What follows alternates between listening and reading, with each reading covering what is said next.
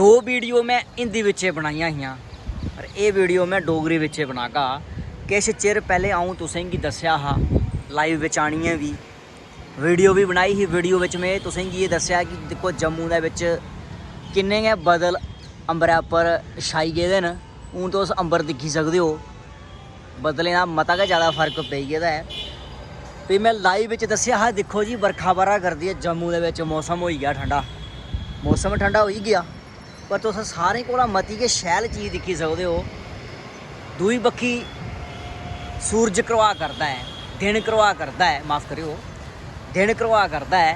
और मता गै शैल प्यारा जेड़ा सूरज दा सनसैट जेड़ा होआ करदा है ना, ये मता गै शैल, सारें गी शैल गै लगदा है, मिगी भी शैल लगदा है। तुस दिक्खी सकदे मौसम ठंडा जेड़ा दिन करवा करदा है ना, मैं तुसें दस्सी ओड़ां मता गै शैल, इन्ना शैल है ना कोई जवाब नहीं है।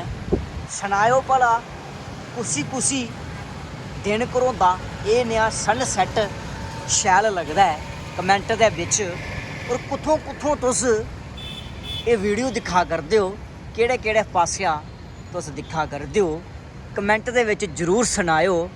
हूँ तुसें एक बार पूरा मैं अंबर भी दस्सी ओड़ना ते इत्थों दा मैं तुसेंगी वैदर ते कन्नै सनसैट जेह्ड़ा दिन घरोआ करदा ओह् भी तुसेंगी दस्सी ओड़ना।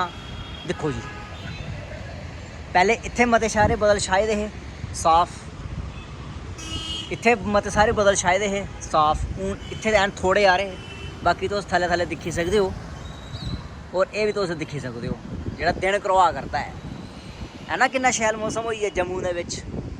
ये जम्मू कश्मीर दी एकड़ी है ना असली पंछान, असली जम्मू कश्मीर है। दिक्खो